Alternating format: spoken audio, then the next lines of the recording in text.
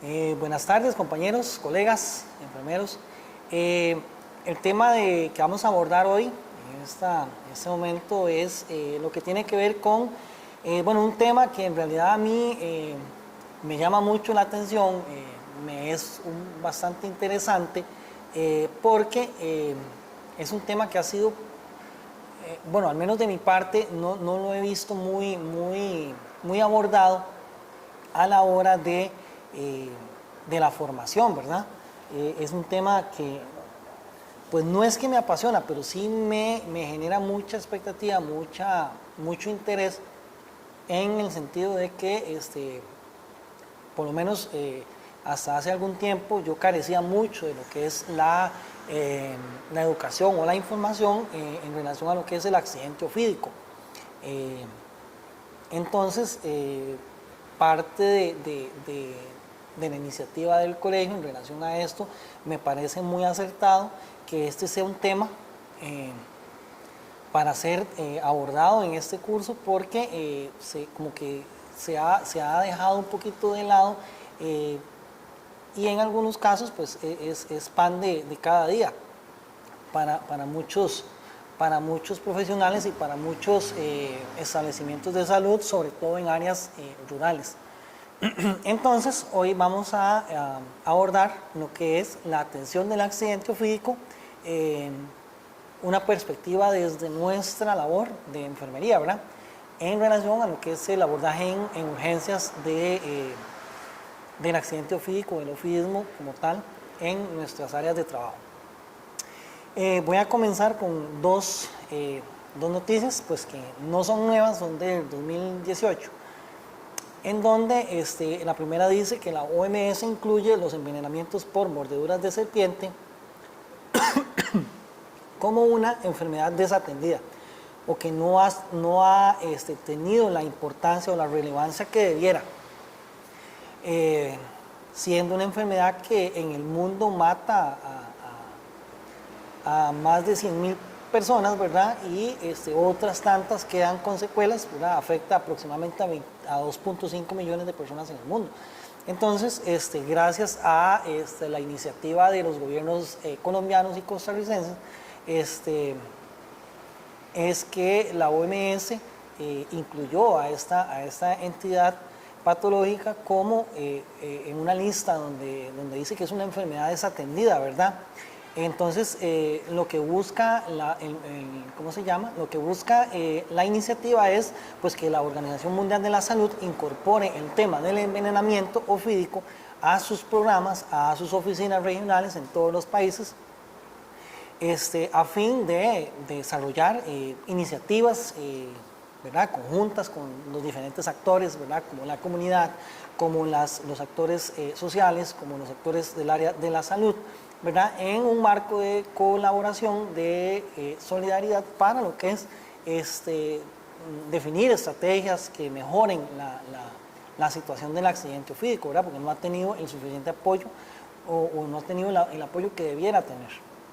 Entonces, Costa Rica lideró esta iniciativa, ¿verdad?, y desde el 2018 esta patología ha sido incluida para ser un tema de importancia a nivel de la Organización Mundial de la Salud, pues en el mundo, no solo en nuestra latitud, sino en el mundo entero.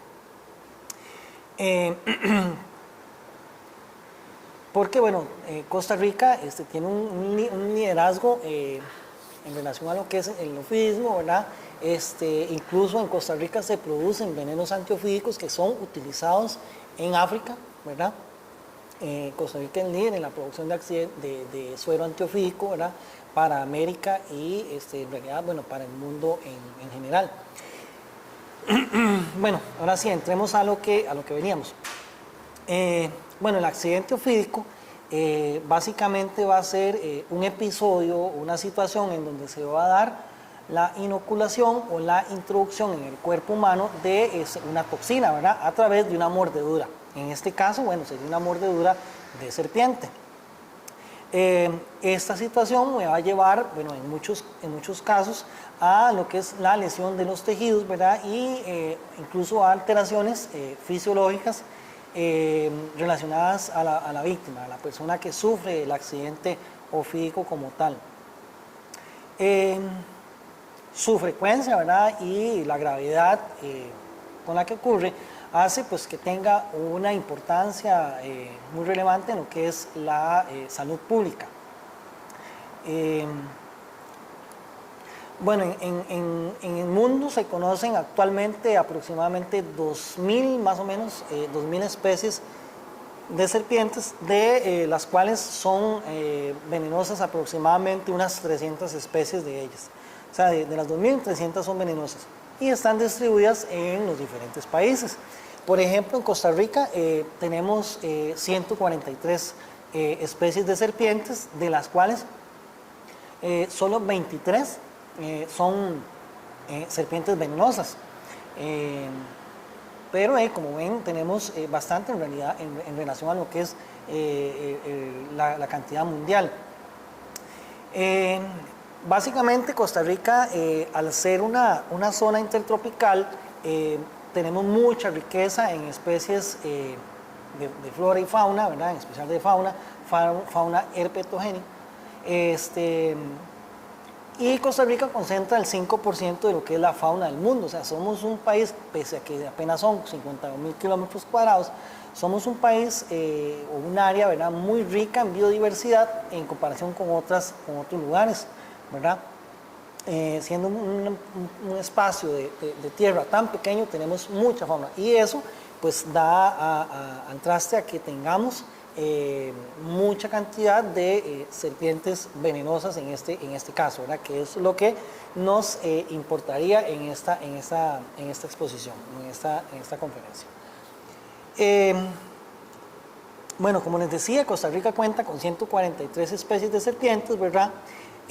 Pero nos vamos a enfocar en solo lo que son las especies venenosas, porque si nos ponemos a abarcar todas las especies de serpientes, ¿verdad?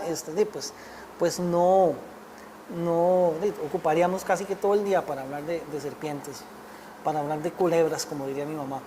Entonces nos vamos a enfocar en las 23 serpientes que son venenosas. Esas serpientes se agrupan en dos familias principalmente. Una familia que se llama la familia Viperidae o Viperidae, y la familia Elapidae o Elapidae. Dentro de la familia de las Elapidaes vamos a encontrar un género que se llama la Pelamis platorus, que es de este tipo, la Hydrophinae, que corresponde a la serpiente acuática, o a la serpiente marina, perdón.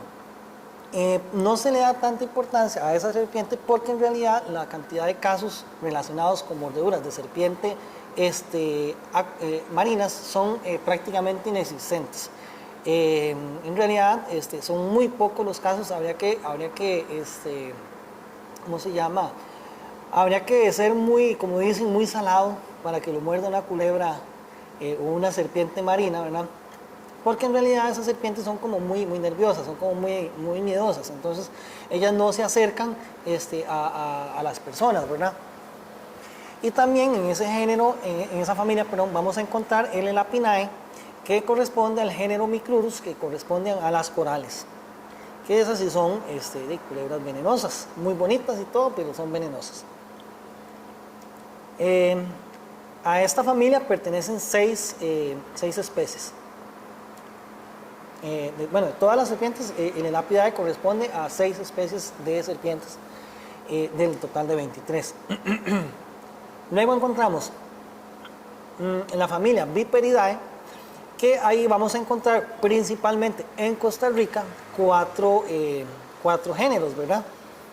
O 4 subespecies, que serían la Botrops, específicamente la Botrops asper, que corresponde a la terciopelo, la que conocemos como terciopelo o barba amarilla en algunos lugares, la Crotalus, que sería la serpiente cascabel, la Quesis o la Chesis, que ahí encontramos la serpiente matabuey, y la Botrechis, que sería la lora, la bocaracá y ese tipo de serpientes. Es importante para nosotros saber esto. pues sí y no. Tal vez no nos importaría saber que corresponde a la familia, al género, a la especie, a la subespecie, etcétera, pero sí saber que, por ejemplo, a la familia Elapidae pertenecen las corales y a la familia Viperidae, la terciopelo, la cascabel y estas que les mencioné anteriormente. ¿Por qué? Porque dependiendo de la mordedura de uno u otro tipo de serpiente, así va a ser el tratamiento, ¿verdad? Y el abordaje y la monitorización que le vamos a tener a esos pacientes que sufren el accidente ofídico. Lo que les decía entonces, 23 especies de serpientes venenosas, 6 para la familia Elapidae y 17 para la familia Viperidae. Hay una familia que se llama la Colubridae, que es otro tipo de serpientes, en este caso les llaman culebras, ¿verdad? Que esas culebras, ¿cómo se llama? Tienen unos colmillos posteriores que lo que hacen es inyectar una sustancia tóxica que no se podría catalogar como veneno, pero es una sustancia tóxica. No se cataloga como serpiente venenosa porque en realidad la cantidad de casos son prácticamente insignificantes y pues no se consideran como un veneno como tal. Entonces no se incluye dentro de la exposición actual, ¿verdad? Ni dentro de serpientes venenosas. Ok, ahora sí, bueno, lo que les decía, aquí está un ejemplo de la terciopelo, ¿verdad? Por eso le llaman barba amarilla. Básicamente la serpiente terciopelo es la que causa la mayor cantidad de accidentes ofídicos en la región y en Costa Rica en especial, ¿verdad? La vamos a encontrar a nivel de todo Centroamérica, México, y le van a llamar Colombia, etcétera, otros países, le van a llamar terciopelo, barba amarilla, nauyaca, X, y es muy abundante en estos países, ¿verdad? En El Salvador no es tan abundante, puesto que ahí la que abunda es otro tipo de serpiente que se llama la cascabel. Sin embargo, sí hay presencia de terciopelo en El Salvador. En Costa Rica, como les decía, la terciopelo, la Botrus aster, es la que causa la mayor cantidad de accidentes ofídicos. ¿Por qué? Porque se distribuye en regiones tropicales húmedas. Entonces, ¿cuáles serían estas regiones tropicales húmedas? Bueno, el Pacífico Central, el Pacífico Sur, la zona atlántica, la zona norte, ¿verdad? Entonces, todas esas regiones van a tener una rica cantidad en serpiente terciopelo. Se ubican principalmente en bosque primario, ¿verdad? Y cercana a lo que son regiones agrícolas o regiones ganaderas. Y más o menos en Costa Rica, el 50% de los accidentes ofídicos están relacionados solamente a la serpiente terciopelo, ¿verdad? O sea, en realidad la abundancia de esa serpiente hace que la cantidad de casos sean pues bastante elevadas, ¿verdad? Pero también hay otras el resto del 50% son causadas por las demás serpientes, ¿verdad?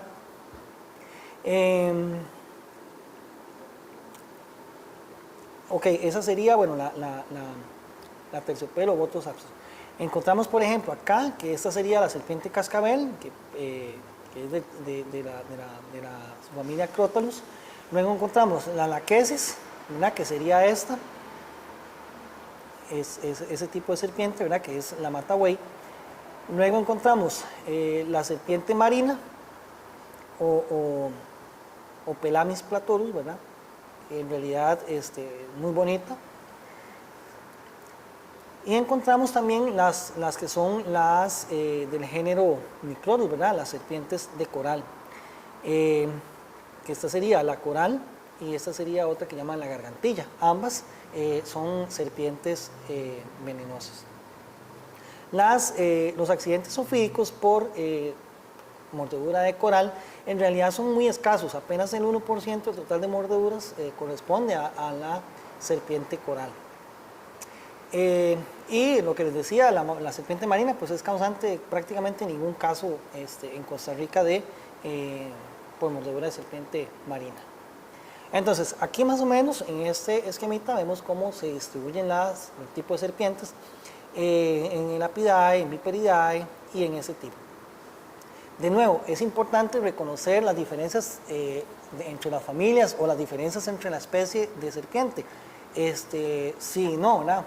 Tal vez no a la profundidad con que lo conoce un biólogo, Pero sí es muy importante porque, por ejemplo, si no logramos identificar, por ejemplo, la serpiente terciopelo, no sabríamos que pertenece a la familia Viperidae, que es una especie venenosa y que requerirá X o Y tratamiento. O, por ejemplo, si el paciente resulta que viene porque lo mordió una serpiente no venenosa y resulta que no sabemos diferenciar o no sabemos qué serpiente es, o al menos no sabemos diferenciarla entre si es venenosa o no venenosa, podríamos inducir la colocación de tratamiento antiofídico, ¿verdad?, con sus posibles complicaciones a un paciente pues, que no lo requería en ese momento. Entonces sí sería bueno, sobre todo cuando pertenecemos a áreas de salud de tipo rurales o que tienen el área de atracción donde existe la mayor cantidad de accidentes ofídicos, que ya ahorita lo vamos a ver cuáles serían los principales. Sobre todo de esas áreas, profesionales de esas áreas, sí deberíamos tener esa iniciativa de querer o de saber cuáles son las características de las serpientes, o por lo menos saber, mira, si yo vivo en San Carlos y trabajo allá en San Carlos, ok, yo sé que aquí la mayor cantidad de accidentes ofídicos son relacionados con la mordedura por terciopelo, con botros ásperos, ¿verdad? Entonces, en ese sentido, ya sabemos de antemano, ya podremos ir adelantados a lo que nos vayamos a esperar. Entonces, ya sabemos lo que vamos a observar, ya sabemos lo que vamos a evaluar y ya vamos a tener un pre-plan de atención para ese paciente. Algo muy importante y esperaría que todos manejen la información, es cómo diferenciar una serpiente venenosa de una serpiente no venenosa. Entonces empecemos por la parte de los ojos. La paciente no venenosa tiene una pupila redonda, como en este caso, ¿verdad? La pupila es redonda, ¿verdad?, a diferencia de la serpiente venenosa, que tiene una pupila elíptica. Esta conformación de la pupila me hace pensar que el paciente que la serpiente es de hábitos nocturnos, ¿verdad?, a diferencia de la no venenosa, que es de hábitos diurnos. La serpiente no venenosa, la serpiente venenosa caza en la noche, tiene hábitos nocturnos, y en el día pues se dedica a descansar, a dormitar, etc. La cabeza de la serpiente venenosa es de forma triangular y está muy diferenciada en relación al resto del cuerpo, ¿verdad?, como se ve en este caso, acá también. Mientras que la serpiente no venenosa, la cabeza es como alargada y casi que sigue el mismo tamaño de su cuerpo. Las escamas son grandes en las serpientes no venenosas, mientras que en las venenosas son pequeñas, son escamas pequeñas. Los colores, usualmente, los colores en las serpientes venenosas respetan figuras geométricas, cuadrados, rombos, triángulos, etc. Mientras que en las no venenosas son colores o de un solo color o colores no geométricos, ¿verdad? Les estoy hablando de las serpientes de Costa Rica, porque, por ejemplo, otro tipo de serpientes en otros países probablemente no van a tener esta conformación, pero en Costa Rica lo usual, no siempre se va a dar, pero lo usual es estas diferencias. La cola de la serpiente no venenosa es larga y delgada, es una cola larga, ¿verdad?, y delgadita, mientras que la cola de la serpiente venenosa es corta y gruesa.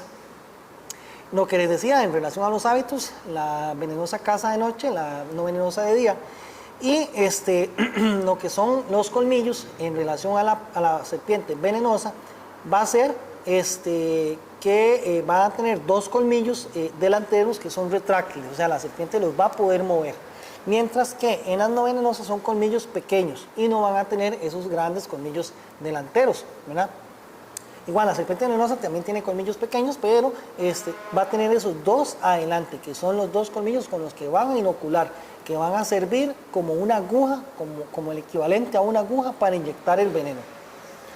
Entonces aquí vemos ejemplos, por ejemplo, aquí vemos esta serpiente, vemos los ojos, vemos las escamas, aquí vemos los colmillos, vemos las escamas, que son las escamas grandes, la pupila elíptica, ¿verdad? ¿Verdad? Esas características anteriores principalmente para lo que son las serpientes de la familia Viperidae. Porque si nos vamos a la familia Elapidae, que son las corales, ven que, por ejemplo, esta pupila es redonda y esta es una coral venenosa. Ya en ese caso, pues las características cambian un poco. Esta es una serpiente no venenosa, aquí está la presencia de la pupila redonda, ¿verdad? Otras características, bueno, es que la serpiente venenosa tiene algo que se llama la foseta loreal. La foseta loreal es esta formación que tiene acá, que la foseta loreal es como un sensor térmico. Le va a permitir a la serpiente poder identificar el espectro de calor de la presa, ¿verdad? Que la presa puede ser un ratón, puede ser un ave, podemos ser nosotros. Lo que hace es que como tienen hábitos nocturnos y no van a poder ver en la noche, entonces esa foseta loreal es como un sensor térmico, ¿verdad? Que por decirlo de alguna manera, que capta, que ve el espectro de calor de la presa, ¿verdad? Entonces la va a lograr identificar. La coloración de la serpiente venenosa va a ser una coloración mate, mientras que la no venenosa usualmente va a ser una coloración brillante. Y la serpiente no venenosa tiende a huir cuando está en presencia de algún peligro, mientras que la serpiente venenosa, ella se va a atacar o armar y se defiende. La serpiente venenosa se defiende. Una situación muy particular es con la serpiente terciopelo, que es una serpiente que tiende a atacar. Es una serpiente que es muy nerviosa y ella tiende a atacar cuando está en presencia de algún peligro. Entonces uno escucharía a las personas de los lugares donde abundan esas serpientes decir que las terciopelos son bravas, que se le mandan a uno, que lo buscan a uno. En realidad ninguna serpiente lo busca a uno, porque nosotros no somos presa para una serpiente. Sin embargo, cuando usted pasa muy cerca de una serpiente, si es una serpiente terciopelo, ella pues va a reaccionar de sobremanera a lo que son los estímulos de agresión. En comparación con otras serpientes, como por ejemplo la cascabel, que es un poco más tímida, más miedosa, por decirlo de alguna manera. En relación a lo que son las serpientes corales o del género Micrurus, vamos a encontrar una conformación de colores muy característica, ¿verdad? Entonces, por ejemplo, si estamos en presencia de una coral que tiene la conformación o el orden de colores rojo, negro, amarillo, negro, rojo, es una conformación que nos hace pensar que esa serpiente no es una coral verdadera, o sea, no es una coral venenosa. Mientras que si la conformación sigue este orden rojo, amarillo, negro, amarillo, rojo, amarillo, negro, amarillo, formando la palabra rana, eso sí es una serpiente coral venenosa, ¿verdad? Y también cuando los anillos son completos. Si los anillos son incompletos, como en este caso, ¿verdad? Entonces quiere decir que es una coral falsa, no es una coral venenosa.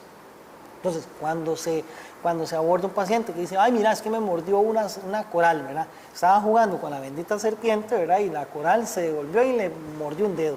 Entonces dice, me mordió una coral. Entonces llega el paciente a la sala de emergencias y me mordió una coral. Entonces todo el mundo empieza a pegar gritos o ahí a chocar con paredes. Y resulta que le enseña la coral y tiene esta conformación de colores. Entonces ya usted cambia su manera de abordaje a ese paciente. Entonces ya lo abordaría como un paciente que lo mordió una serpiente, pero no una serpiente venenosa. Otra de las características es la posición de los colmillos, ¿verdad? Y usted diría, ¿para qué necesito saber yo cómo están conformado la dentición de las serpientes, de las culebras, de esa bendita culebra? Bueno, vamos a ver por qué. Porque si usted le ingresa a un paciente que tiene indicio de que tiene 2 perforaciones, quiere decir que estamos en presencia de una serpiente que llamaríamos solenogrifa o una mordida solenogrífica, que corresponde a la mordida de una serpiente venenosa, porque son las serpientes que tienen ese tipo de colmillos en la parte de adelante. Son colmillos huecos que lo que hacen es inyectar el veneno en el tejido, ¿verdad? Luego están las serpientes proteroglifas, que son las serpientes corales, que tienen 2 colmillos iguales que las solenóglifas, pero son más pequeños. Y son serpientes que usualmente se deberían quedar pegadas al tejido para poder inocular su veneno. Entonces, por ejemplo, si te pica una coral, la coral va a durar un rato ahí pegada. No es como, por ejemplo, la serpiente terciopelo, que la serpiente terciopelo se lanza, pum, inyecta y de una vez se retira, porque de una vez en ese mismo movimiento inyectó el veneno. A excepción de las corales que pues se quedan pegadas mientras inyectan el veneno, ¿verdad? Obviamente no se va a quedar pegada mucho rato, ¿verdad? Por otro lado están las opistoglifas, que son serpientes, lo que les mencionaba anteriormente, como las del género de la familia Colubridae, que tienen unos colmillos posteriores, acá, por ejemplo, en este caso, que lo que hacen es inyectar una sustancia tóxica, que no es venenosa, es tóxica. Pero que en realidad son serpientes que no representan mayor incidencia en lo que son accidentes ofídicos. Y por último están las serpientes aglifas, que no tienen esos colmillos, tienen unos dientes ahí, ¿verdad? Pero no son dientes que inyectan veneno, no son serpientes venenosas.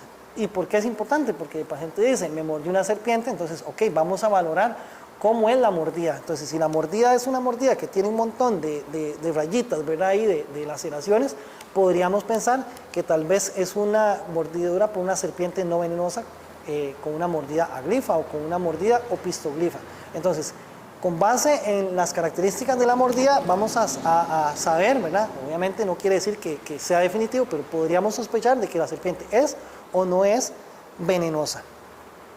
En el mundo aproximadamente ocurren entre 1.8 y 2.7 millones de accidentes ofídicos y aproximadamente entre 80.000 y 138.000 muertes ocurren producto de esos accidentes ofídicos.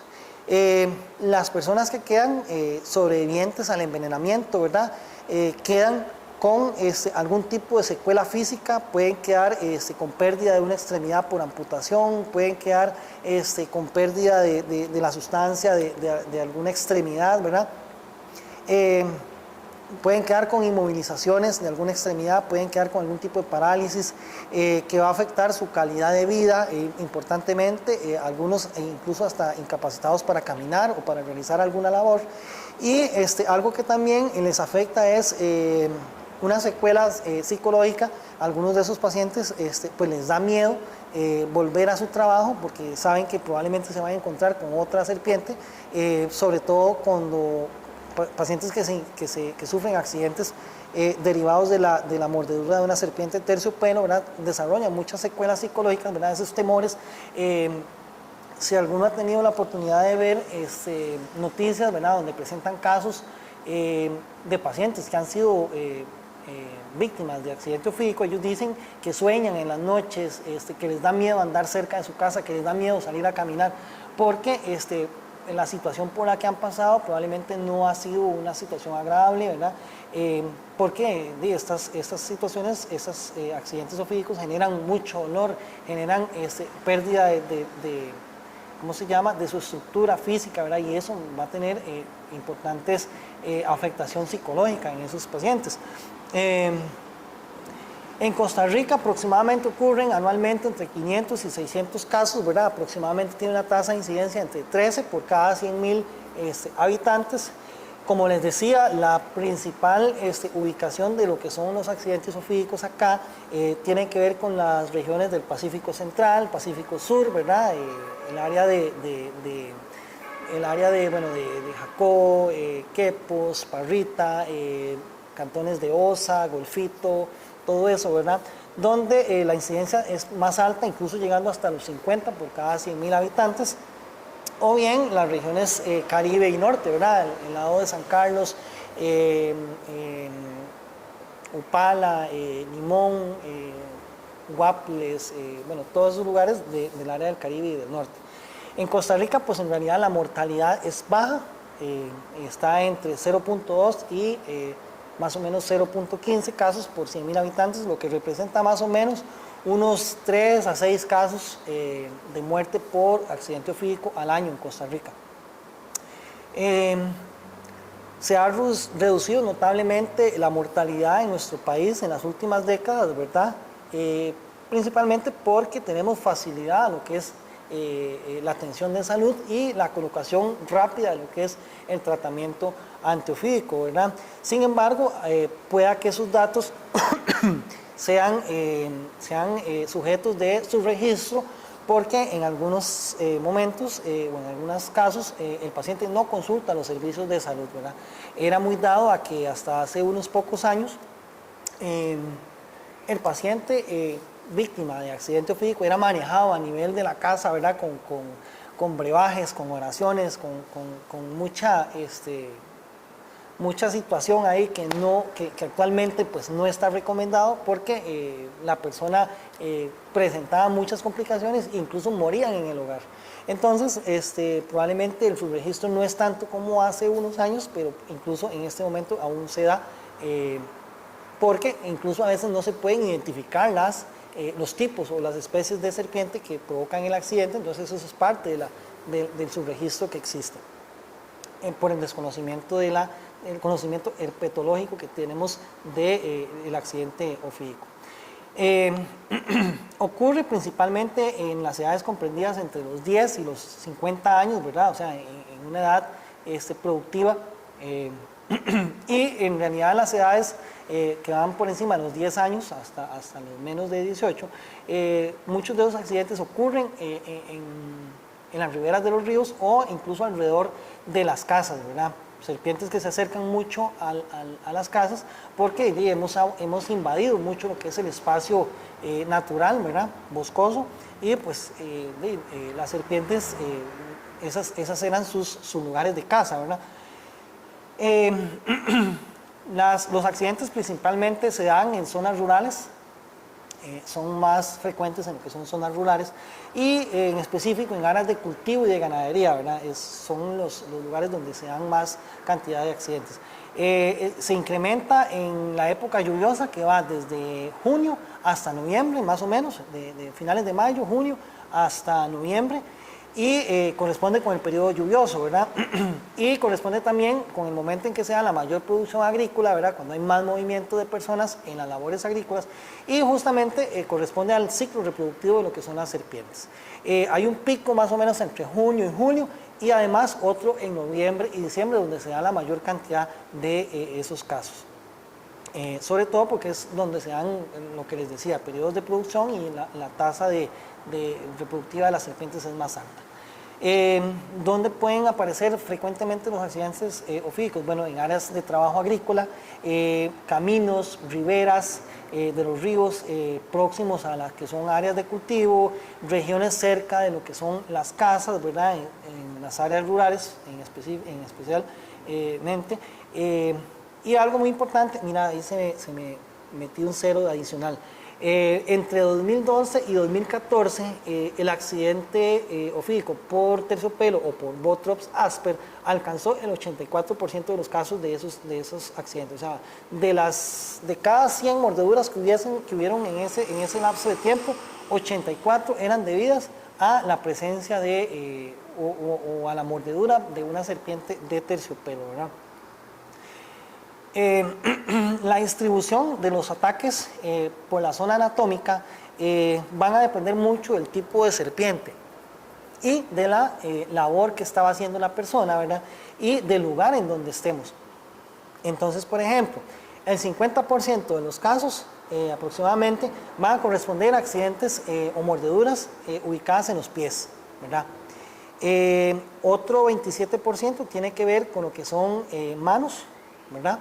Un 18% que tiene que ver con muslos y piernas, sobre todo porque para que sea mordido en un muslo o una pierna, la serpiente tendría que ser muy grande, o estar nosotros hincados o que estábamos sentados.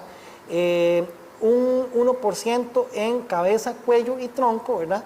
Y un 4% en brazo y antebrazo. Entonces, ¿por qué es importante saber cómo es la distribución de lo que son las zonas anatómicas de mordedura?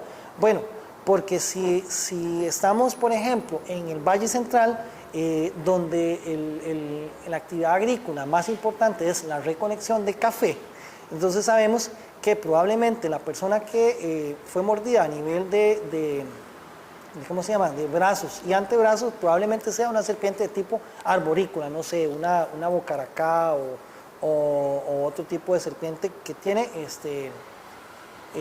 ¿cómo se llama?, características arborícolas, o sea, que pasan sus días en los árboles o en los arbustos, ¿verdad? Y en ese caso, bueno, los recolectores de café reportan muchos accidentes en lo que son brazos, cara, cuello, etcétera, ¿verdad? Porque manipulamos las matas de café, bueno, con los brazos, ¿verdad? Por otro lado, la mayor cantidad de accidentes es en los pies, ¿verdad? Porque las serpientes andan a nivel del suelo, ¿verdad? Y si no tenemos adecuada protección, pues vamos a ser sujetos del accidente como tal. Vamos a ver. La de cabeza, cuello y tronco, pues en realidad son muy, muy escasos, prácticamente son muy pocos, el 1% de todos los casos. Esa es la distribución de lo que son la incidencia de accidentes zoofídicos a nivel nacional.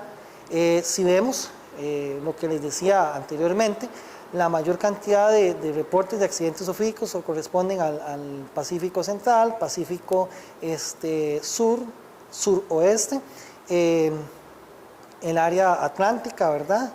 Y la zona norte. Acá en Guanacaste y en el Valle Central, la cantidad de accidentes son menores, principalmente relacionados a que en Guanacaste pues el ambiente es un poco más seco, ¿verdad?, que en el resto del territorio nacional, y en el Valle Central por la cantidad de urbanismo que hay, ¿verdad? Entonces hay poco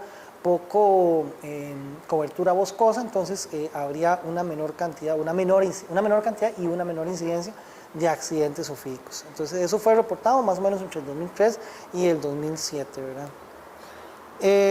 Lo que les decía, hay lugares en Costa Rica que son más propensos a sufrir un accidente zoofídico, y por ejemplo, hasta el 2002, las zonas que habían reportado mayor cantidad de accidentes zoofídicos correspondían a Golfito y Turrialba.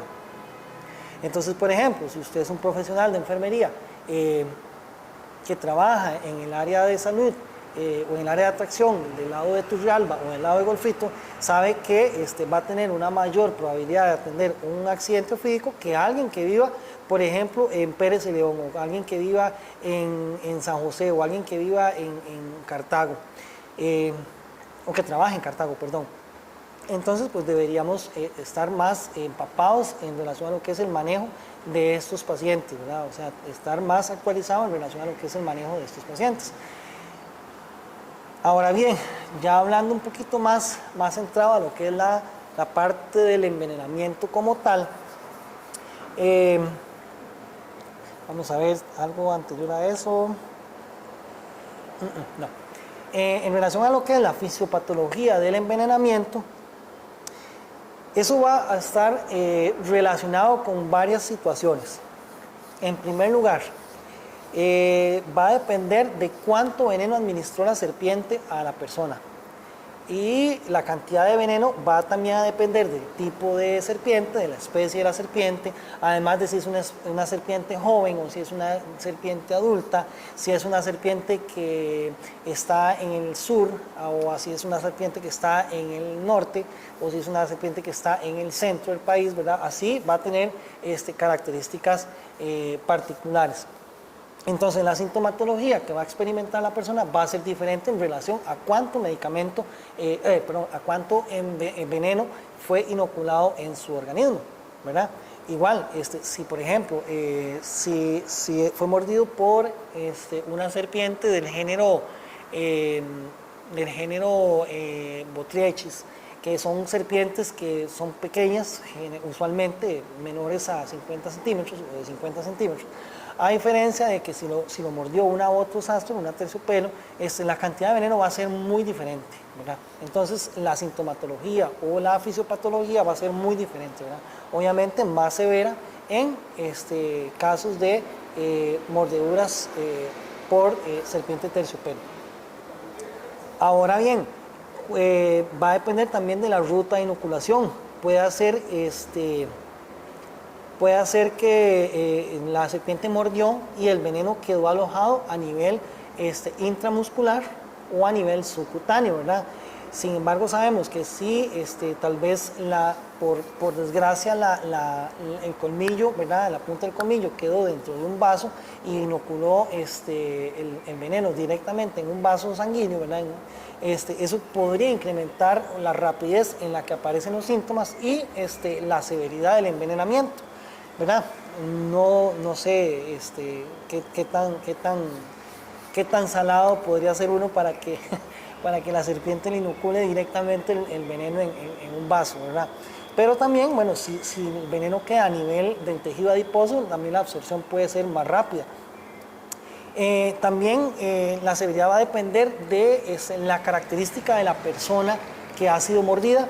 No es lo mismo que me muerda una terciopelo a mí, que peso 70 kilos, a un niño que podría pesar 20 kilos, ¿verdad? A una persona que pese 100, 110, 120 kilos, ¿verdad?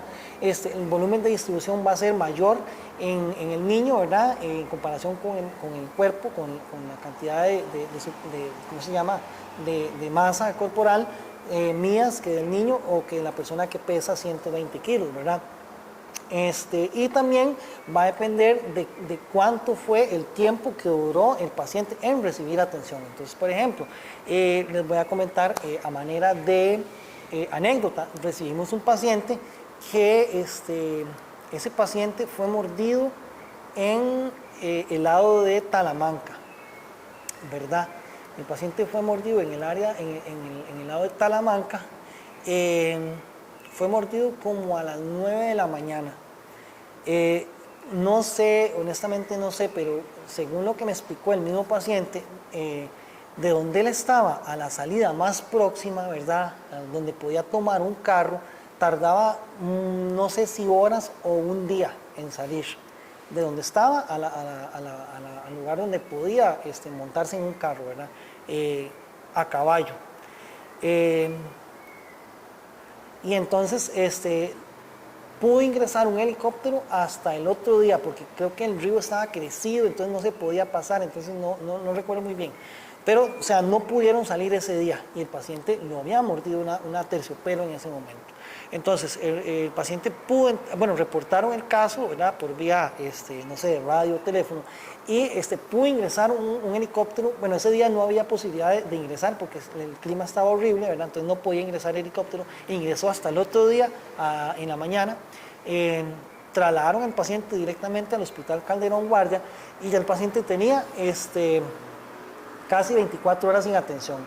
De hecho, ese paciente, bueno, cuando llegó, la pierna estaba totalmente necrótica, ¿verdad? Edematosa. El paciente, bueno, inicialmente, bueno, fue llevado a sala de operaciones donde le desarticularon la pierna y el paciente falleció por un cuadro de shock séptico, ¿verdad? Entonces, como ven, el tiempo de atención es importante para ver cuál es la severidad o para valorar la severidad del accidente ofídico como tal. Los venenos de serpiente van a estar constituidos por un montón de sustancias, ¿verdad? Incluidos una serie de péptidos y proteínas muy tóxicas, ¿verdad? Que se resumen en miotoxinas, en hemorraginas, en toxinas coagulantes, en nefrotoxinas, o sea, toxinas que dañan el riñón per se, y neurotoxinas que son toxinas que alteran lo que es la función nerviosa, ¿verdad? Entre otras sustancias, ¿verdad? Pero básicamente esas son como las principales. El efecto es que provocan muchos daños a nivel de lo que son los tejidos y eventualmente a los órganos, e incluso me pueden llevar a que el paciente fallezca, como en el caso que les he comentado anteriormente. Aquí vemos, ¿verdad? Entonces, por ejemplo, hay componentes orgánicos y componentes inorgánicos. Esos componentes inorgánicos serían el zinc, el calcio, el magnesio, el sodio, que básicamente lo que van a hacer es como darle estabilidad al veneno como tal. Luego, a nivel orgánico vamos a encontrar bases nitrogenadas, aminoácidos, péptidos, sin actividad enzimática, ¿verdad? proteínas con actividad enzimática, proteínas sin actividad enzimática, que ahí vamos a encontrar todas las que les mencioné, ¿verdad?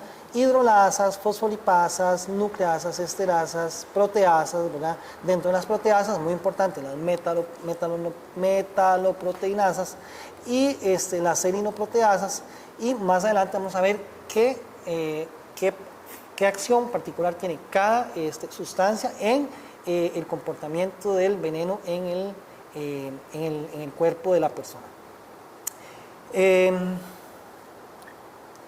Entonces, diríamos que del total del veneno, el peso seco corresponde a enzimas y polipéptidos. O sea, de la cantidad de venenos, 90-95% corresponde a enzimas y péptidos. Enzimas proteolíticas, que lo que hacen es destruir las proteínas, colagenasas, que destruyen el colágeno, fosfolipasas A2, nucleotidasas, y aluronidasa, que es una enzima que es común a todos los venenos. O sea, yo puedo encontrar algún colágeno en un veneno y en otro no, pero a todas prácticamente está presente la hialuronidasa, que básicamente es una sustancia o es una enzima que su función es facilitar la distribución del veneno por los distintos tejidos de la presa, porque en realidad el veneno es para cazar. En realidad la serpiente utiliza su veneno para cazar, provoca una alteración en la presa, ¿verdad? Que se va a ir digiriendo, incluso aún estando viva, se va a ir digiriendo, se va a ir digiriendo poco a poco hasta ser consumida por la serpiente. En nuestro caso, pues no vamos a ser consumidos por la serpiente, pero ella lo usa como mecanismo de defensa. Además, vamos a encontrar acetilcolinesterasas, aminoácido oxidasa, ¿verdad? A nivel de polipéptidos, estos crotoxina, ¿verdad? Que es muy particular de la especie crotálica, o sea, la cascabel, la crotomina y la cardiotoxina, que son muy característicos de la serpiente cascabel, ¿verdad? Que son toxinas que causan daño al tejido miocárdico. Y después vamos a encontrar otras sustancias no proteicas, ¿verdad? Pero que dan estabilidad a lo que es el veneno como tal, ¿verdad? Ahí encontramos metales, encontramos aminoácidos libres, péptidos, nucleósidos, carbohidratos, ¿verdad? Lípidos y aminas biogénicas como estas que les mencioné en esta diapositiva. Entonces, bueno, el veneno va a tener varios comportamientos o varios mecanismos o varias maneras de ataque, ¿verdad?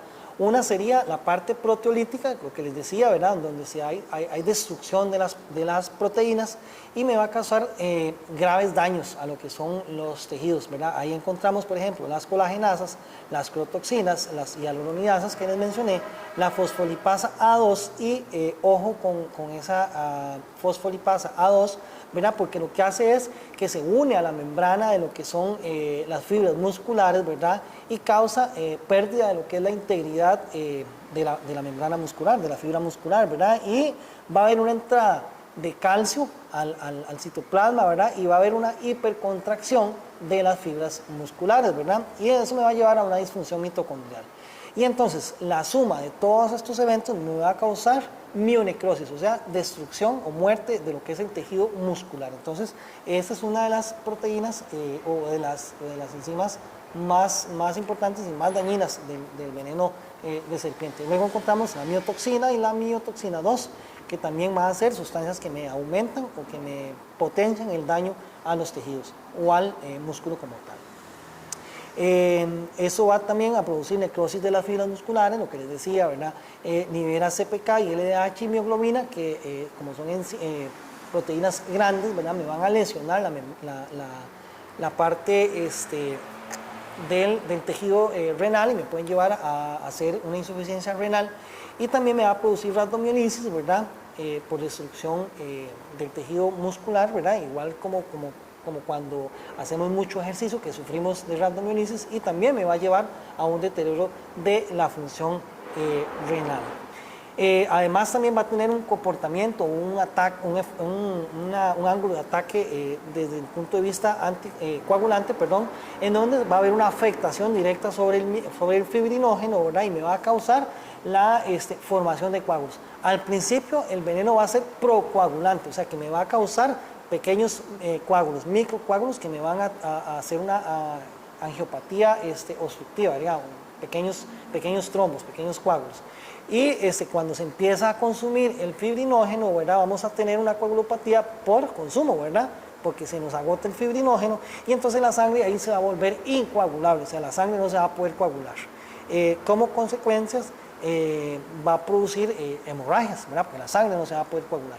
Algo que en algunos lugares usan, ¿verdad? Y cuando no se tiene una prueba de coagulación rápida, es que colocan la sangre dentro de un tubo, ¿verdad? Sin ningún tipo de anticoagulante ni nada, un tubo, por ejemplo, el tubo rojo, y lo que hace es que se espera hasta 20 minutos. Si en 20 minutos la sangre está coagulada, quiere decir pues, que los factores de coagulación están intactos, pero si a los 20 minutos esa sangre aún permanece líquida, quiere decir que hay un proceso anticoagulante importante, ¿verdad? En ese caso, bueno, encontramos ahí metaloproteinasas que me van a causar ese efecto, histamina, bradykinin, serotonina, fosfolipasa A2 con acción tipo trombina, ¿verdad? Que no es que sea diferente, pero sí un efecto un poquito diferente a la primera fosfolipasa, la que les mencionaba aquí, porque esta tiene acción tipo trombina, y la batroxobina, ¿verdad? Todas estas enzimas me van a llevar o a causar un efecto coagulante y un efecto también anticoagulante. Luego va a tener un ángulo de ataque, un efecto hemolítico, un comportamiento hemolítico en donde se van a afectar lo que son los glóbulos rojos, ¿verdad? Y nos van a convertir en cuerpos o partículas inertes, o sea, sin ningún tipo de efecto, o esferocitos. Y vamos a tener ahí ya alteraciones en lo que es el transporte de oxígeno a las células, ¿verdad? Porque un eritrocito que no está bien formado, que es disfuncional, pues no me va a poder transportar oxígeno. Esas enzimas van a ser, por ejemplo, las fosfolipasas, que también van a tener un efecto hemolítico, las metaloproteinasas también, las lectinas y las desintegrinas. Esas enzimas son las que me van a llevar al efecto hemolítico. Las metaloproteasas, ojo también porque estas son enzimas también muy importantes porque lo que van a hacer es que van a hidrolizar el colágeno y que es un componente esencial, importante de lo que es la membrana de los capilares. Entonces, cuando la metaloproteasa entra al cuerpo, ¿verdad? Entra al torrente sanguíneo, va a afectar la estructura vascular, ¿verdad? Y me va a producir la ruptura del vaso. Entonces ahí podría eventualmente haber una extravasación de sangre hacia el tejido extravascular. Luego, va a tener también un efecto neurotóxico, ¿verdad? En donde se va a interferir con lo que es la transmisión de lo que son los impulsos nerviosos. Y va a ser letal pues cuando afecta lo que son los movimientos involuntarios, principalmente lo que es la respiración. Entonces, la toxina o la neurotoxina que inyecta las serpientes, sobre todo las serpientes de la familia Elapidae, va a tener un efecto ya sea presináptico, postsináptico o, presináptico en la hendidura sináptica o postsináptico, ¿verdad? Estos serían ejemplos de neurotoxinas, ¿verdad? La dendrotoxina, la clotamina, la fasciculina y la alfa-bungarotoxina, que son muy particulares de un tipo de serpiente que no hay en Costa Rica. Ahorita lo vamos a ver más específico. Por ejemplo, muy importante, si tenemos un paciente que es víctima de accidente ofídico por mordedura de serpiente coral, uno de los primeros signos de neurotoxicidad es que los párpados van a caer, ¿verdad? O sea, el paciente va a subir de una ptosis palpebral. Esa ptosis palpebral es el primer signo de que el paciente está en presencia de neurotoxicidad por accidente ofídico por coral, por serpiente coral. Esto es muy importante porque la ptosis palpebral, para que la ptosis palpebral evolucione hasta la debilidad de los músculos respiratorios, podrían pasar minutos, podrían pasar 20, 30 minutos y el paciente ya entró en una debilidad muscular a nivel respiratorio y el paciente puede hacer paro respiratorio muy rápido, o sea, tiene una muy rápida evolución. Básicamente la serpiente coral no puede morder grandes partes, ¿verdad? Por ejemplo, la serpiente no te podría morder en la pierna porque ella no puede abrir su boca 180 grados. Usualmente los accidentes zoofílicos con corales son en los dedos o por personas que manipulan la serpiente, entonces la serpiente le muerde el dedo, ¿verdad? Porque en realidad son culebras, son pequeñas. Deposita a nivel subcutáneo el veneno, ¿verdad? Por lo que tiene una rápida distribución, ¿verdad? Los efectos locales son muy pocos, en realidad casi que no hay efectos locales, salvo un leve edema y un dolor ahí leve en el sitio donde muerde la serpiente coral. Prácticamente no va a haber sangrado, salvo mínimo ahí, producto de que se abrió un poco la piel, ¿verdad? Donde se introdujo el colmillo. No hay efectos necróticos a nivel local, ¿verdad? Pero podrían presentarse, pero muy leves en realidad. El veneno básicamente, y todos los venenos, se van a distribuir por vía linfática, porque el sistema linfático es el que absorbe, y por vía hemática, ¿verdad? Y básicamente en ellos, en las serpientes corales, en el veneno de coral, el veneno llega a las uniones neuromusculares, ¿verdad? Algo importante es que no va a tener complicaciones neurológicas porque el veneno coral no pasa la barrera hematoencefálica, ¿verdad? Entonces no vamos a tener complicaciones neurológicas. Básicamente tiene que ver con la parte de debilidad. Entonces, el veneno llega a las uniones neuromusculares y me va a causar un bloqueo sináptico, ¿verdad? En donde partículas del veneno se unen a los receptores de acetilcolina, ¿verdad? Y me va a causar un bloqueo ahí sináptico, ¿verdad? Y eso me va a llevar a una parálisis flácida de la persona, ¿verdad? Entonces, después de la tosis palpebral, el paciente puede evolucionar a oftalmoplegia, a diplopia, a disartria o a debilidad muscular generalizada. El paciente dice, es que me siento muy débil, es que veo doble, es que viera que casi no puedo ver, etcétera, ¿verdad? Entonces, eso es señal inequívoca de que el paciente o que el envenenamiento o las complicaciones del envenenamiento van progresando. Entonces, ojo con el tiempo, ¿verdad? Porque se nos puede, como dice, embarrar la cancha.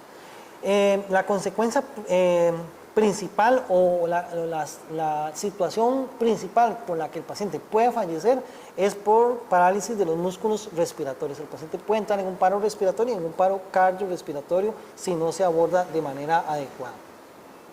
Importante, bueno, que el veneno de coral no genera alteración en lo que es la función de la coagulación, ¿verdad?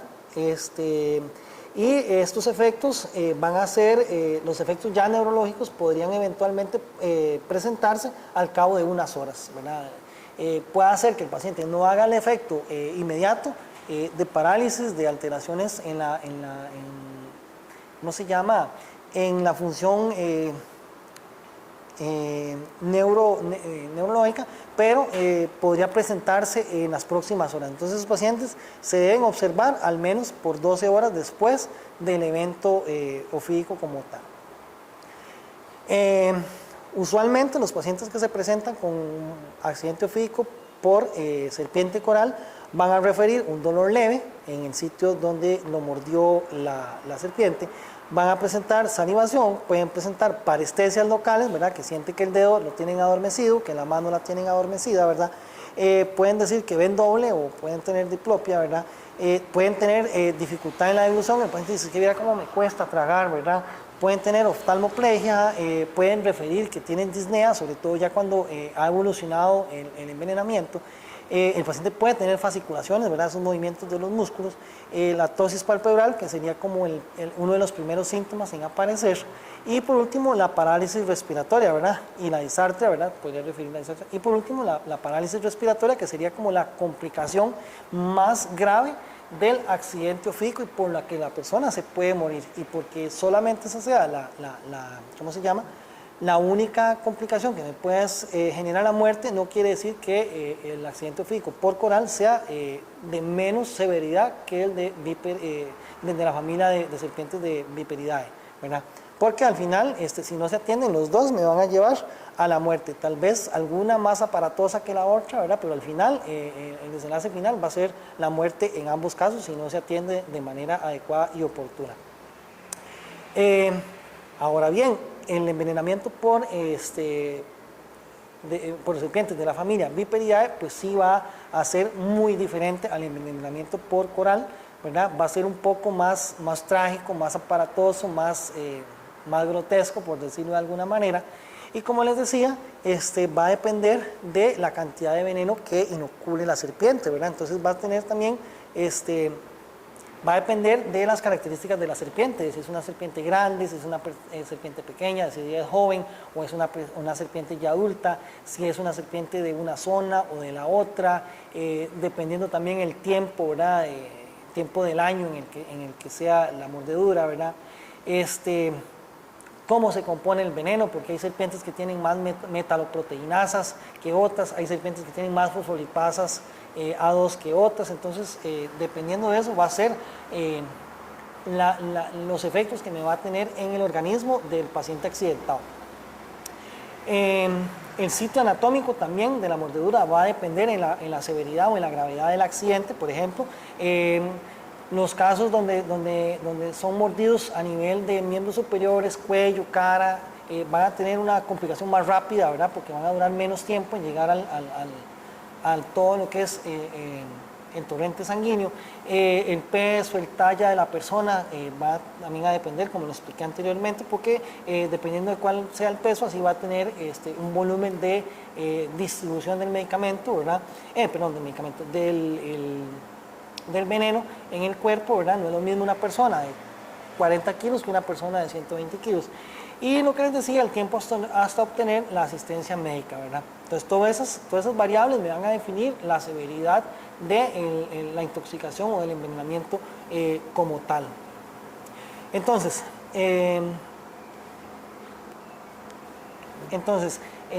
bueno, en relación a lo que es la familia Viperidae, en esa familia sí vamos a encontrar muchos efectos locales y muchos efectos ¿cómo se dice? De rápida evolución, ¿verdad? Entonces, una vez que la serpiente muere, van a empezar a ocurrir los efectos locales. ¿Cuáles efectos? Bueno, la hemorragia va a ser uno, ¿verdad? Por el sitio donde la serpiente inoculó el veneno, por donde la serpiente mordió. Y va a ser causada por lo que se conoce como las hemorraginas, ¿verdad? Que van a tener una acción sobre lo que es la microvasculatura. En ese caso, bueno, las metaloproteinasas son parte de estas enzimas, ¿verdad? Que van a degradar los componentes de la lámina de la pared de los capilares y de las vénulas. Y me van a originar que estos capilares colapsen o se deterioren a tal punto que permitan la extravasación de la sangre hacia el tejido, ¿verdad? O sea, que se salga la sangre de los vasos y se vaya a un espacio extravascular, ¿verdad? Entonces, como consecuencia de eso, puede haber mucho sangrado local, ¿verdad? En el sitio donde muerde la serpiente, como a nivel sistémico. Entonces, esos pacientes me pueden hacer sangrados digestivos, me pueden hacer sangrados oculares, pueden hacer incluso una complicación ya muy severa, el sangrado a nivel cerebral, ¿verdad? Entonces hay que tener esa pericia de saber contra qué nos estamos enfrentando. Además, otro de los efectos locales va a ser el edema, ¿verdad? Porque va a existir un daño al endotelio, ¿verdad? Mediado por algunas sustancias que son mediadores y también por daño linfático que me va a impedir lo que es el drenaje del edema hacia el tejido linfático, ¿verdad? Esto me va a llevar, bueno, a que se acumule mucho plasma, que haya un exudado de plasma, ¿verdad? Principalmente mediado por histamina, quininas, eucosanoides y otro tipo de anafilatoxinas que me van a aumentar el daño al endotelio y por ende me van a producir mucho edema, ¿verdad? Entonces también los vasos linfáticos, como les decía, se van a ver afectados y no van a poder reabsorber ese exceso de volumen que está llegando de los vasos al tejido extravascular, ¿verdad? Y este aumento del líquido a nivel extravascular es lo que me puede llevar a lo que se conoce como un síndrome compartimental, en donde la presión a nivel del el espacio intersticial va a estar muy aumentada por encima de los 30 milímetros de mercurio y me va a tener complicaciones que me pueden llevar a isquemia de los tejidos, ¿verdad? Por la presencia de un síndrome compartimental. Y entonces en ese caso, bueno, esos pacientes requieren una fasciotomía para lo que es la liberación de esa presión incrementada pues, que ha sucedido por la presencia del edema. Y además también va a tener un efecto de mionecrosis a nivel local, ¿verdad? Una destrucción de lo que es el tejido muscular, ¿verdad? Por la presencia de miotoxinas y por la presencia de la isquemia que les mencionaba anteriormente. Además porque también hay lo que les decía, que habían microcoágulos que me van a disminuir la perfusión sanguínea a esos tejidos, ¿verdad? Entonces, lo que son las miotoxinas, ¿verdad? Principalmente la fosfolipasa A2, son las que lesionan directamente la membrana plasmática de las células de los músculos, ¿verdad? Y eso me va a desencadenar en lo que es una isquemia del tejido muscular, ¿verdad? Además, la hemorragia impide, bueno, que llegue sangre al tejido y eso me incrementa el proceso de isquemia a nivel muscular. Entonces, todo eso me lleva a efectos locales muy importantes de rápida aparición, ¿verdad? Entonces, son esos pacientes que ingresan con una pierna totalmente con cambio de color, con disminución del pulso periférico, ¿verdad? Una pierna morada, una pierna que incluso en algunos casos pues ya se ve verde, ¿verdad? Porque ya hay mucha necrosis, ya hay el veneno de la serpiente empezó un proceso de digestión, ¿verdad? Que es lo que ella hace en su interior, ¿verdad? Pero ya ella lo empezó de manera exógena a ella, ¿verdad? Entonces, esos son los efectos locales del accidente con serpientes de la familia Viperidae. Como efectos sistémicos, pues también van a ser prácticamente que los mismos, solamente que a mayor de mayor tamaño. Entonces, en la parte de efectos sistémicos vamos a encontrar la hemorragia, ¿verdad? Principalmente evidenciada por hemoptisis, gingivorragia, hematuria, melena o lo que les decía, alteraciones en el sistema nervioso central, sangrados a nivel del sistema nervioso central. Vamos a encontrar coagulopatías, principalmente mediadas por metaloproteinasas, activadores de trombina, ¿verdad? Lo que les decía, el veneno primeramente causa microcoágulos y después por una coagulopatía de consumo, ya en la sangre se va a tornar ya prácticamente incoagulable, ¿verdad? El shock cardiovascular, vamos a encontrar estados de shock principalmente porque ya no hay sangre en el espacio intravascular, ¿verdad? Porque hay un sangrado y también porque vamos a tener exudado de líquido, escape de líquido a un tercer espacio, ¿verdad? Que sería el espacio intersticial. Y también puede llevar a insuficiencia renal por la presencia de toxinas, algunas sustancias nefrotóxicas y también por la hiperperfusión que va a sufrir el paciente, ¿verdad? Por el sangrado que hay, por disminución de lo que es el contenido intravascular, que me va a llevar a deterioro o a disfunción de lo que es el tejido renal y me va a llevar a la insuficiencia. Y por si no fuera mucho, ¿verdad? Por si no fuera esto mucho, podríamos sobreagregar en que ¿cómo se llama? El veneno de la serpiente es un veneno sumamente cargado con bacterias y eso me podría eventualmente agregar, o casi siempre me podría agregar un episodio de infección, sobre todo porque el veneno está cargado con bacterias Coccus gram positivos, con enterobacterias gram negativas, como anaerobius, como el Clostridium, que me va a llevar a la formación de abscesos y de celulitis a nivel local, donde está el sitio de mordedura. El paciente que ingresa por un cuadro de accidente ofídico relacionado con el género Viperidae, o la familia Viperidae, perdón, el paciente refiere un dolor muy severo, principalmente porque hay daño a nivel de lo que son la placa neuromuscular, náuseas, vómitos, hipotensión, ¿verdad? Sobre todo si el paciente ya llega en estados de sangrado muy importante, hay sudoración, hay presencia de fiebre, hay mucho edema, que al principio puede ser a nivel local, pero se podría extender y generalizarse. Puede haber sangrado local, hay equimosis, hay bulas o presencia de flictenas, ¿verdad? En extremidad afectada, ¿verdad? Va a haber sangrado a nivel sistémico, ¿verdad? Paciente que ingresa vomitando sangre o con melena, etc. cuando observamos cambios asociados a necrosis del tejido muscular, o el paciente que no orina, ¿verdad? O que orina muy poco, ¿verdad? Que ya estaríamos sospechando de que el paciente pues tiene ya importantes complicaciones relacionadas con la función renal. Y como el accidente botrópico o con mordeduras por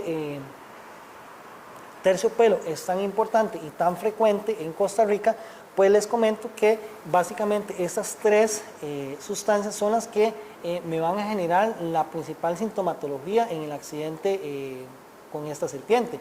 Las bradykininas, que me van a generar un dolor de gran intensidad y de rápida instauración, la fosfolipasa A2, que me va a liberar sustancias vasoactivas y miotóxicas que me van a incrementar el edema o que me van a producir edema, y las metaloproteinasas que me van a producir lesión a la pared vascular y me van a llevar a que el paciente entre en un estado de sangrado. Entonces, el edema, el dolor y el sangrado son muy característicos del paciente con una intoxicación o con un envenenamiento, perdón, por veneno de la serpiente terciopelo o Botrops asper. Aquí vemos entonces la diferencia entre uno y otro. Por acá encontramos un accidente ofídico con serpientes de la familia Viperidae, donde vemos edema, sangrado local, ¿verdad?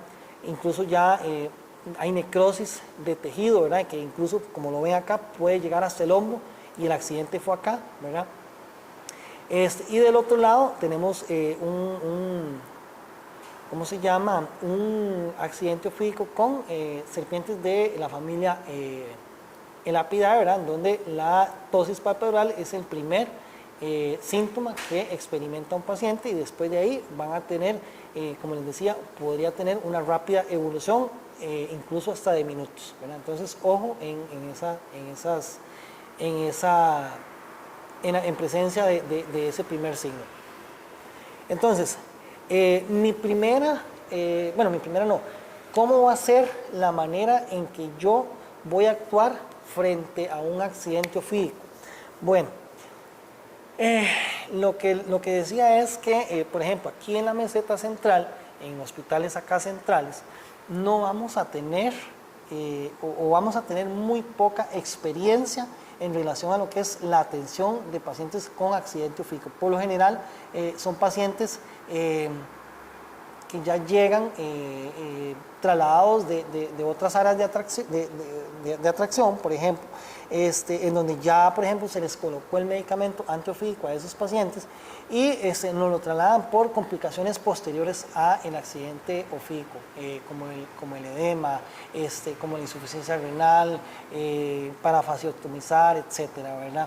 Entonces, ustedes, compañeros que pertenecen a áreas de atracciones fuera del casco central, fuera de lo que es la meseta central, llámese San Carlos, llámese Upala, llámese Limón, Guapiles, no sé, Neily, Golfito, Hospital de Punta Arenas, etcétera, ¿verdad? Siempre sería bueno estarse actualizando año con año sobre la atención de esos pacientes, porque ustedes son los que más atienden ese tipo de patologías, ¿verdad? Entonces, como primer punto, esos pacientes por lo general llegan, ¿cómo se llama?, muy asustados, intranquilos, ¿verdad?, muy ansiosos. Entonces, lo primero, tranquilizar a la persona agredida, ¿verdad? Es importante mantener nosotros la calma, ¿verdad?, y también hacer que el paciente mantenga la calma y tranquilizarlo. Ojalá que el paciente esté en estado de reposo absoluto para disminuir la movilidad y disminuir la posibilidad de que el medicamento circule más rápido y con mayor facilidad por el resto del cuerpo. Entonces, si estamos a nivel extrahospitalario, ¿verdad?, si vamos caminando, ¿verdad?, haciendo una actividad de senderismo, etcétera, y alguien sufre un accidente ofídico, lo importante es tranquilizar a la persona agredida, ¿verdad? Y lo más rápido posible hacer el traslado a un centro de atención especializada en accidente ofídico. Con eso no quiere decir que tenga que venir a un hospital central, sino por lo menos que el lugar al que lo vayamos a trasladar cuente con tratamiento para la mordedura de serpiente, ¿verdad?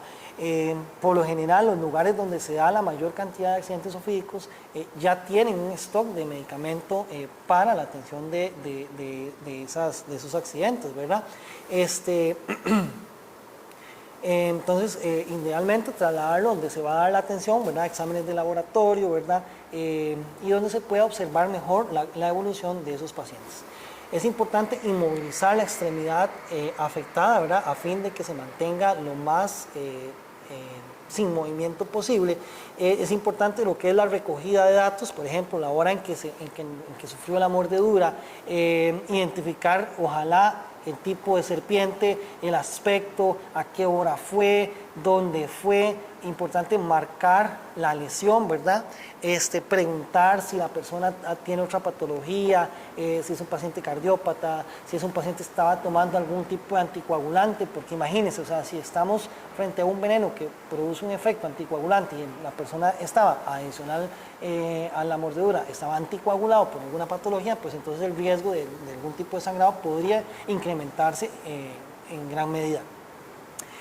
Importante marcar las lesiones, si el paciente tiene anemia, si tiene alergia a algún fármaco, ¿cómo se llama? Si fue la primera vez que ha sido mordido, si ya ha sido mordido antes. Bueno, todo eso es parte de la recogida de lo que son datos y del historial, ¿verdad? Importante, que no está recomendado, es que no se deben aplicar torniquetes. Todo esto que les voy a mencionar, dicen no aplicar torniquetes, no hacer incisiones en la herida, no aplicar hielo, no aplicar calor, no succionar y no perder tiempo, ¿verdad? Todo eso eran acciones que se realizaban anteriormente, ¿verdad? Que estaban recomendados. Incluso yo me acuerdo por ejemplo, en el manual de escuela para todos, ¿verdad? Que me imagino que todos lo deben conocer, y el que no lo conozca no tuvo infancia. Saben que en el manual, en el libro de Escuela para Todos, en algunos apartados del librito, decía cómo se debía atender el accidente zoofídico, y decía hacer una incisión, colocar la boca, succionar. Imagínense, o sea, ya no tendríamos un paciente afectado, sino que ya vamos a tener 2 pacientes intoxicados o envenenados por el veneno de la serpiente. Entonces, todas estas situaciones han dejado de ser recomendadas, ¿verdad? Porque la evidencia dice que podríamos incrementar el daño, podríamos incrementar las lesiones y agravar la situación que ya de por sí pues es grave. Entonces, a nivel ya hospitalario, pues vamos a dar acompañamiento emocional, por lo que les decía, tanto al paciente como a la familia, ¿verdad? Y mantener al paciente en reposo, que el paciente esté lo más en reposo posible, ¿verdad? Algo que yo pensaría es que si tal vez yo como profesional no estoy tan familiarizado con la atención de un paciente que ha sido víctima de accidente zoofídico, pues mi deber ético sería preguntar, buscar a alguien que sí tenga una mayor familiarización con el accidente zoofídico, sobre todo porque a partir de aquí vamos a tener cosas muy específicas que no lo podríamos aplicar en la atención a otras patologías, ¿verdad? Entonces, lo primero sería que todos nos familiaricemos con la atención de este tipo de casos. Y si no estamos familiarizados, bueno, pues buscar la ayuda con alguien que sí esté más capacitado para que nos dé una buena educación al respecto. Ojalá antes de que pase el evento como tal, para que así entonces lleguemos preparados. El ABC, de lo que es la atención cardiovascular, ¿verdad? Donde se valora la vía aérea, se valora si el paciente está ventilando, ¿verdad? Cómo está esa respiración, si está muy rápida, si está muy superficial, cómo está la circulación, ¿verdad? Mediante el control de lo que son los signos vitales, ¿verdad? Hay que ver si el paciente está hipotenso, si el paciente está taquicárdico, si está desaturado, etcétera, ¿verdad? Y con base en esa valoración, así vamos a dar lo que es el soporte hemodinámico, ¿verdad? Que puede ir de la mano de lo que es la canalización de la vía periférica, ¿verdad? Ojalá una vía de grueso calibre. Idealmente se preferiría una vía central, porque probablemente este paciente va a requerir inotrópicos, podría requerir inotrópicos, entonces como para ir adelantando a la aparición de Idealmente, bueno, idealmente no, es como muy obvia, por muy obvia razón, que la vía pues se coloca en la extremidad sana, por decirlo de alguna manera, no en la extremidad afectada, ¿verdad? Porque evidentemente podríamos tener serias dificultades, ¿verdad? Con la colocación de medicamentos por ahí. Vamos a poder infundir el líquido si estamos en un lugar muy alejado mientras hacemos el traslado, o también por donde vamos a colocar el tratamiento antiveneno, ¿verdad? En suero antiofídico. También vamos a administrar analgésicos, como por ejemplo la acetaminofén, morfina, etc. No hay que dar ningún tipo de antiagregantes plaquetarios como aspirina, porque hay un riesgo de hemorragia, ¿verdad? Y podríamos también administrar esteroides antihistamínicos, ¿verdad? Sobre todo cuando ya vamos a colocar el medicamento, si eventualmente pudiera haber un shock anafiláctico secundario al tratamiento antiveneno. Es importante, bueno, quitar anillos, retirar lo que son anillos del paciente, la ropa y cualquier complemento que dificulte los primeros auxilios, y porque también el edema probablemente va a ir progresando. Entonces, si el paciente está con reloj, bueno, se le retira el reloj. Si tiene un anillo, se le retira el anillo, porque si no, de otra manera, más adelante no lo vamos a poder retirar. Muy importante, bueno, el historial de enfermería, lo que les decía anteriormente, ¿verdad? Con base en un buen historial, ¿verdad? Para describir qué situaciones podrían ser potencialmente peligrosas para la evolución de la enfermedad. Como les decía, si el paciente tiene tratamientos anticoagulantes, si tiene alguna comorbilidad, ¿verdad? Que van a definir cómo va a ser mi atención o cómo va a ser la prioridad de mi atención con ese paciente, ¿verdad? Los estudios, asegurarnos de que el paciente tenga los estudios de laboratorio oportunos, ¿verdad? Como pruebas de coagulación, pruebas de función renal, pruebas de función hepática. Es importante porque hay casos muy particulares, digamos, y tal vez a veces en eso es en lo que fallan ciertos protocolos o ciertas maneras de abordaje del accidente ofídico. Por ejemplo, serpientes como la lora o la tamagá no van a tener alteraciones importantes en lo que es la coagulación, las pruebas de coagulación, ¿verdad?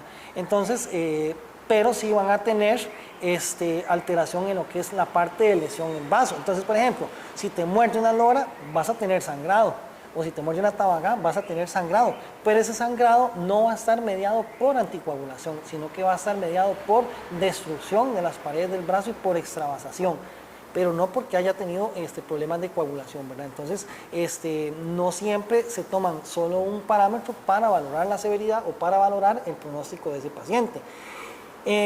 Importante lo que es la limpieza de la herida con agua y jabón, y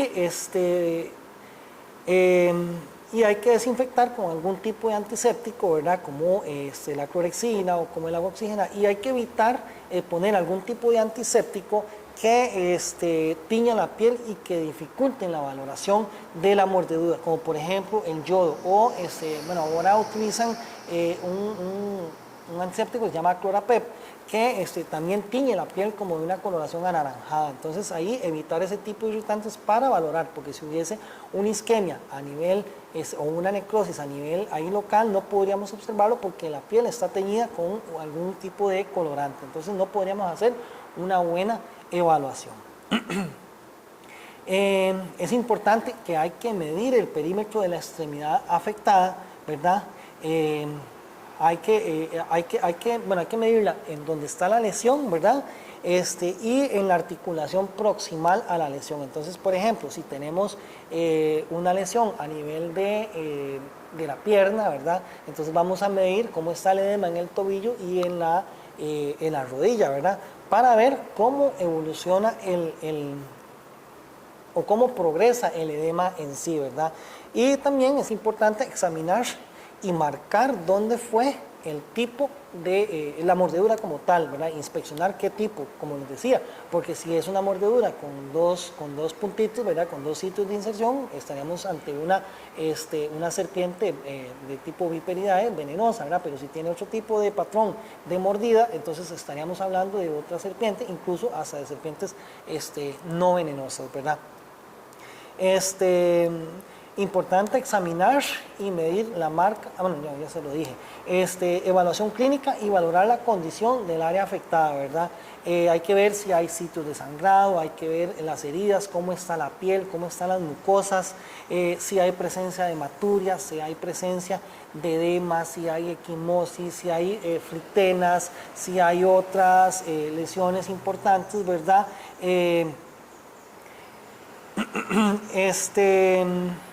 Algo muy importante que les menciono acá es que hay que ver cómo está la parte local donde fue mordida la serpiente.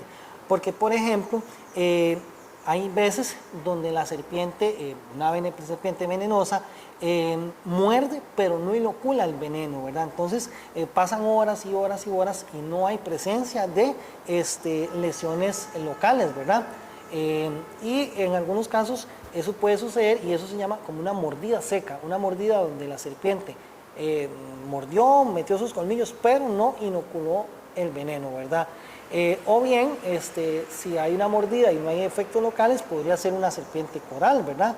Entonces, hay que ver si a nivel local hay algún tipo de alteración para descartar que no sea una serpiente no venenosa, una serpiente coral o una serpiente venenosa que que mordió y no inoculó veneno, ¿verdad? Entonces, importante la valoración de la herida como tal. Es importante, bueno, que la herida va a estar sangrando, entonces esa herida hay que ocluirla, ¿verdad? Con algún tipo de vendaje, con gasa, ¿verdad? Y obviamente, ¿verdad? Saber que si hay presencia de edema, este edema puede ir aumentando, entonces el mismo vendaje o la misma gasa podría eventualmente ayudar a que aparezca lo que es el síndrome compartimental. Entonces hay que estar, si hacemos un vendaje, pues hay que estar revisando que ese vendaje se mantenga flojo, ¿verdad? Que no se mantenga ocluyendo lo que es el flujo sanguíneo a ese nivel. Lo que les decía, movilizar el miembro afectado por debajo del nivel del corazón en una posición funcional, ¿verdad? Para evitar que ¿cómo se llama? Que el veneno circule rápidamente por el torrente sanguíneo. Entonces, disminuir o retrasar un poco lo que es la aparición de las complicaciones sistémicas del veneno de serpiente.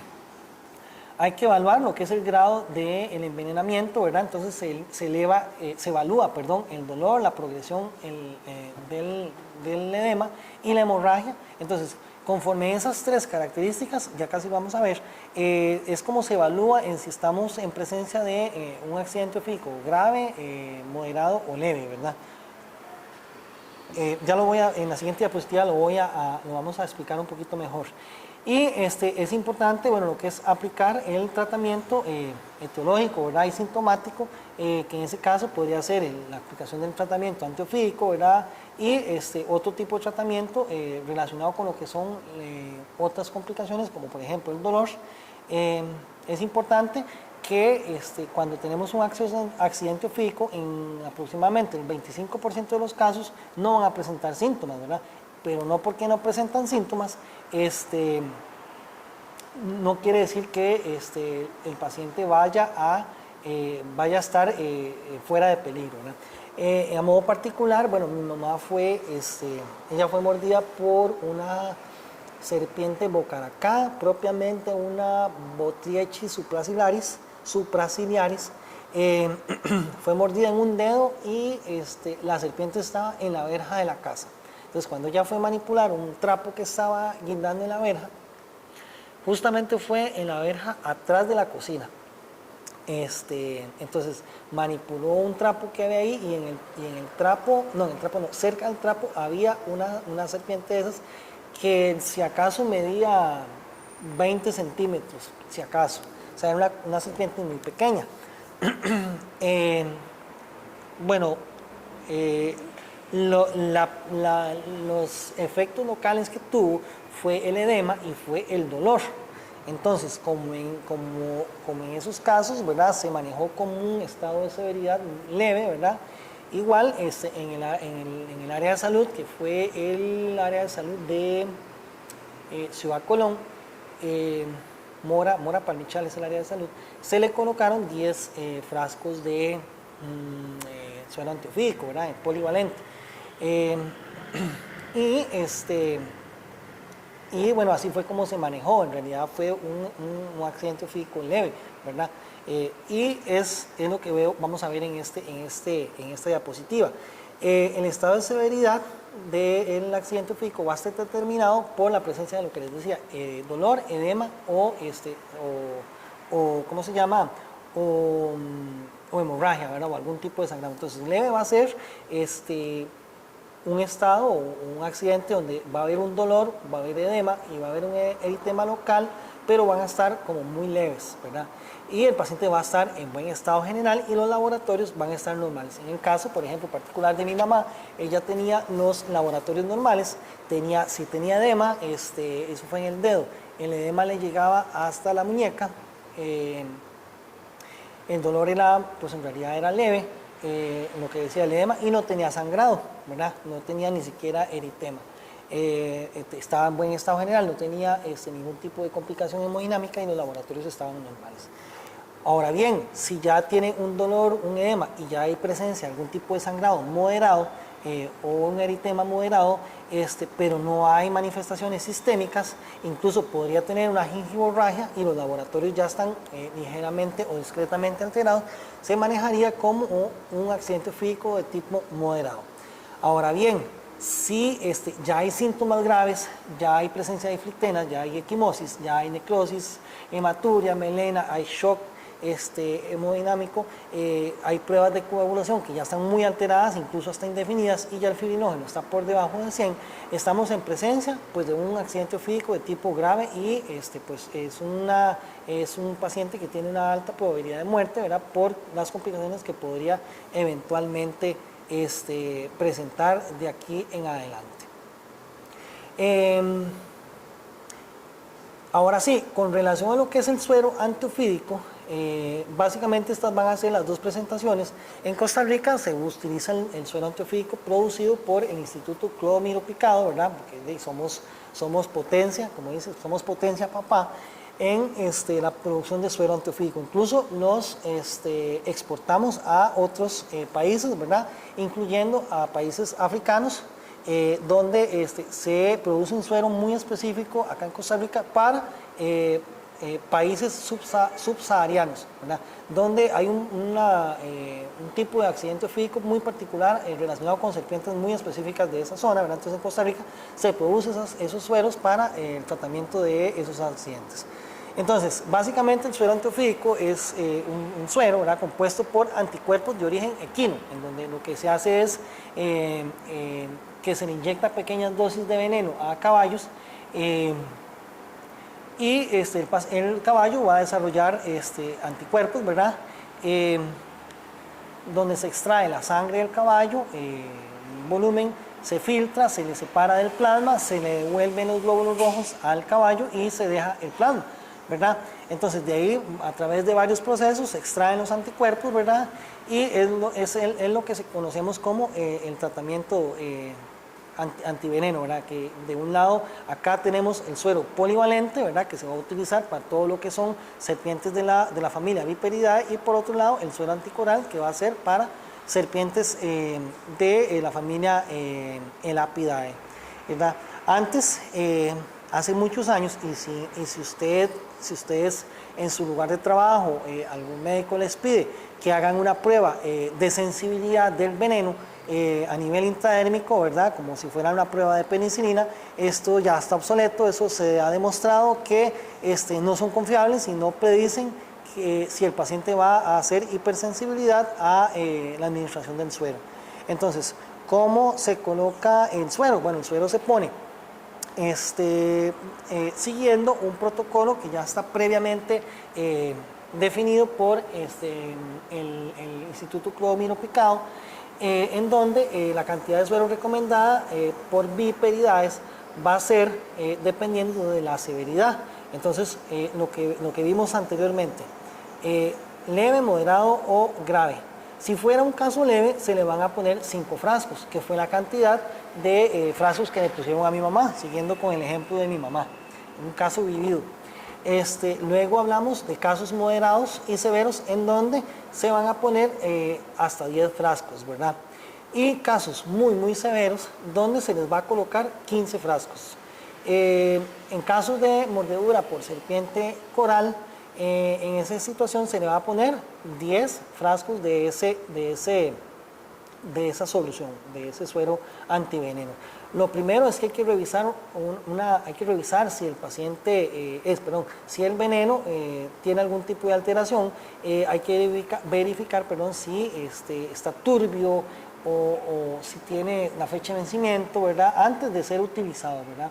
Porque ya per se el suero anticoral podría eventualmente tener algún tipo de reacción alérgica en la persona, o reacción de hipersensibilidad en la persona, y si tiene alguna situación agregada, podríamos incrementar la posibilidad de que aparezca.